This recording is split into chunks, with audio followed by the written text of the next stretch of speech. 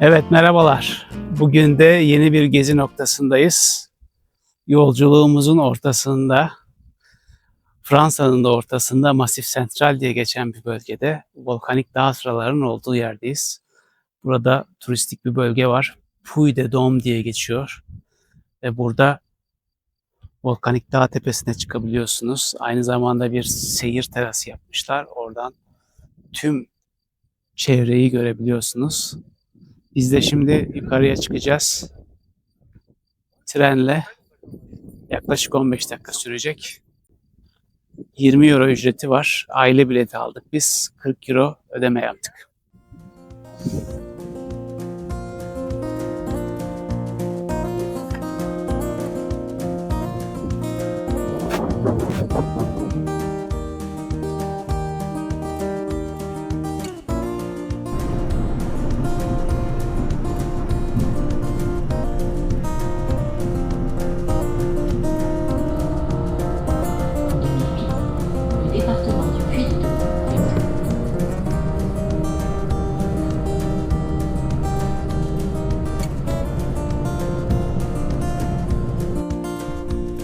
Evet, 15 dakikalık yolculuktan sonra zirveye ulaştık. 1465 metre yükseklikteyiz. Burası Fransa'nın en ünlü uyuyan volkanlarından bir tanesi.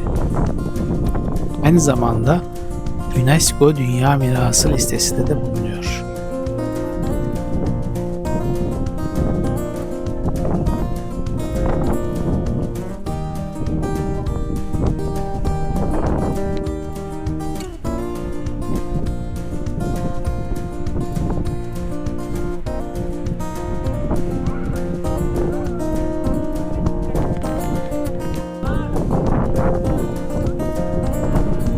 Fransız yazar Flaubert'in tanımıyla dünyanın nefes aldığı yerdeyiz.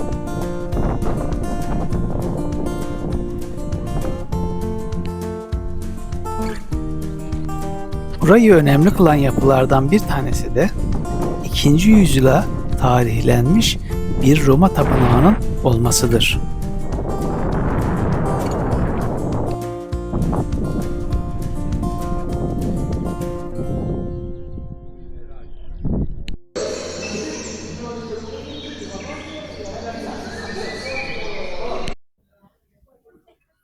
Evet, Volkan Dağı'nın tepesine çıktık.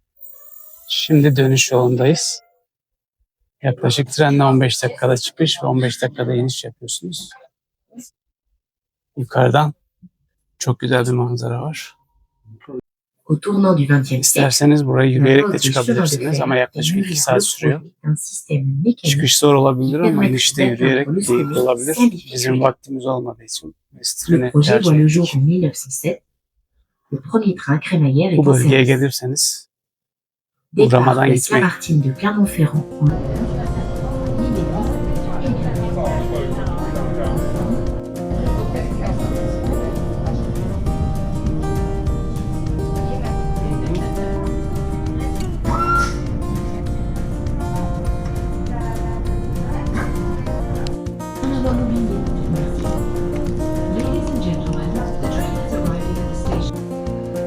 İstasyon başlangıç noktasında bir de küçük müze bulunuyor ve isterseniz burayı da ücretsiz olarak gezebilirsiniz.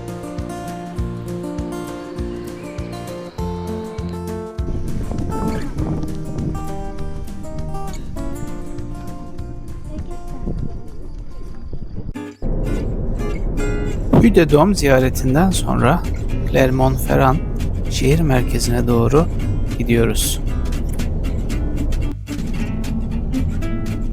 Bu şehir iki ayrı yerleşimin birleşmesinden meydana geliyor. Clermont ve Ferrand. Bu iki şehir 1636'da resmen birleşiyor. Clermont kısmı dini ve siyasi merkezi, Ferrand kısmı ise ticaret ve zanaat merkezini temsil ediyor.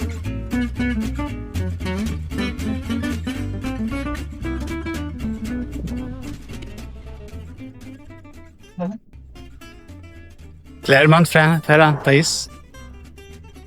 Clermont-Ferrand Katedrali'nin önünden herkese merhaba. Puy-de-Dôme'dan sonra bu şehre geldik. Zaten 8 kilometre uzaklıkta. Burada da birkaç yere aynı zamanda görmüş olacağız. Eski bir yerleşim ve genelde bu UNESCO listesine girmiş yapıları da var. Bunlardan biri de arkamızda gördüğümüz katedral.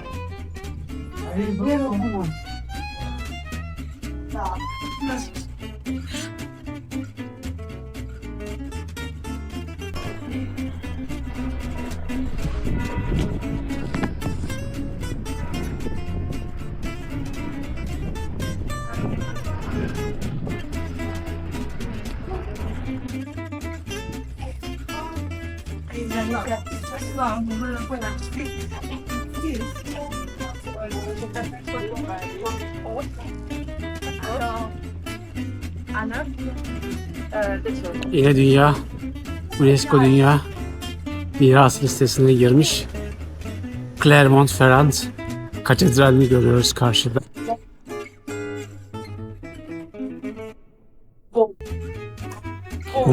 Bu yapı lav taşlarından yapıldığı için siyah renkte.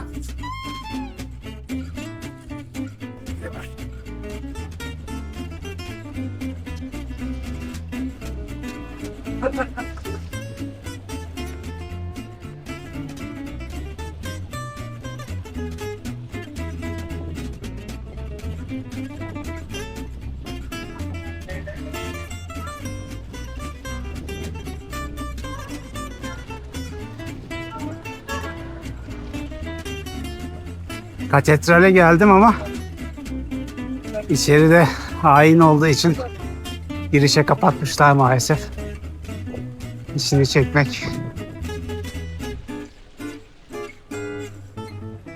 çekemedim. Ama dışarısı da muhteşem.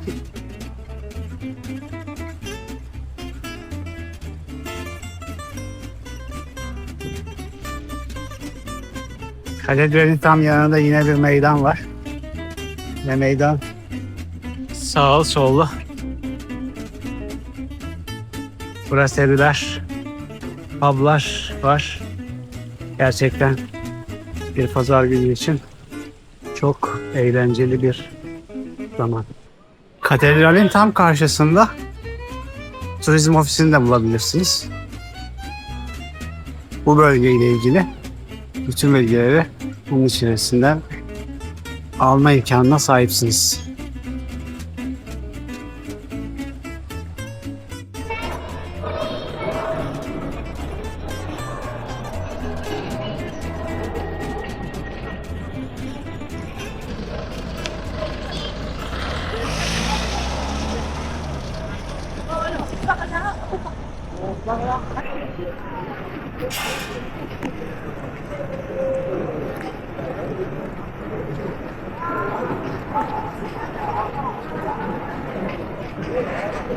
Evet, burada bir galyada halk kahramanının çok büyük bir heykeli bulunuyor.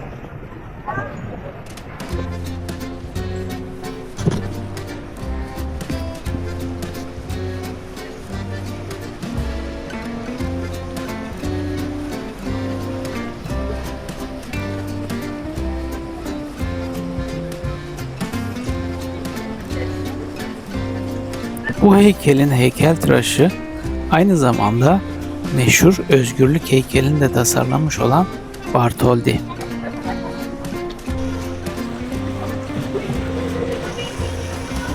Burası Clermont-Ferrand'ın şehir merkezi. Bayağı büyük bir meydanı var. Yine pazar günü olduğu için bir kalabalık gözüküyor. Karşımızda da Galeri de Jot.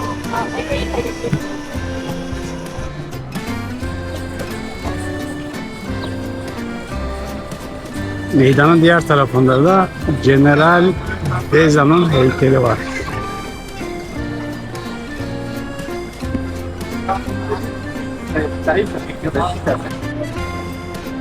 Burası Roma döneminden beri bu şehrin ana meydanı.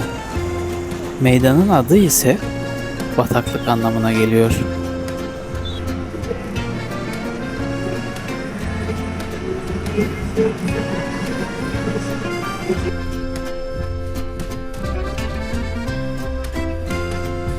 Buradaki binaların büyük bir kısmı, özellikle tarihi binaların rengi siyaha yakın. Bunun sebebi de çevresinde volkanik dağların olması ve oradan çıkarılan volkanik taşların renginin siyah olması.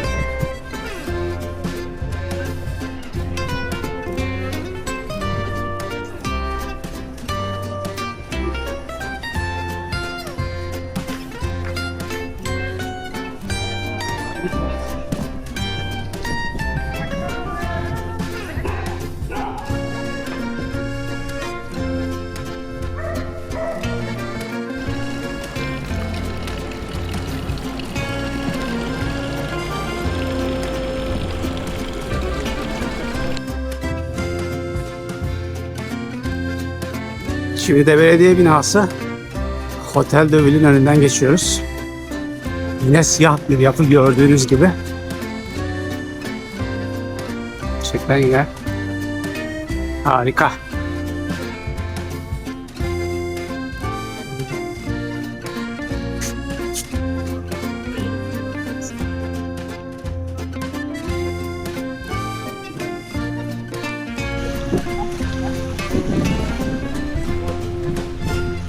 Kadın haklarının simgesi olan Olympe de Gaulle meydanındayız.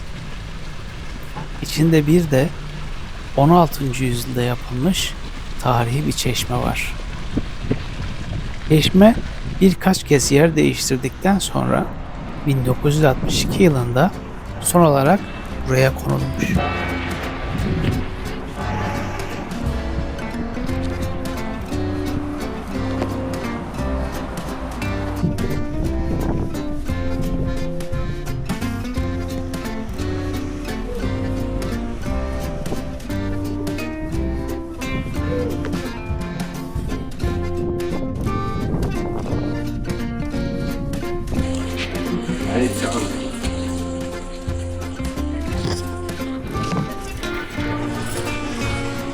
Şimdi de Notre Dame du Port Katedrali'nin önündeyiz. Bu da çok eski çağlardan, Romanesk döneminden kalma bir katedral.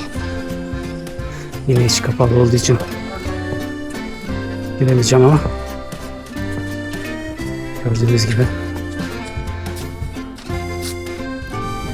bir tarihi eser.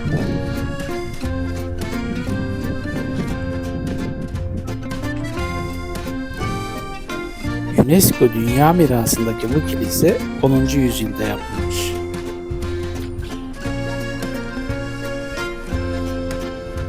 Bu kiliseyi farklı kılan bir durum daha var. Duvar taşları gün ışığı ile beraber renk değiştiriyor.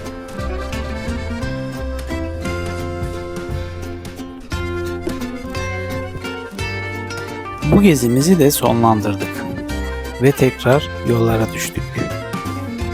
Son bir bilgi olarak ünlü Michelin lastiklerinin doğduğu şehir de burasıdır.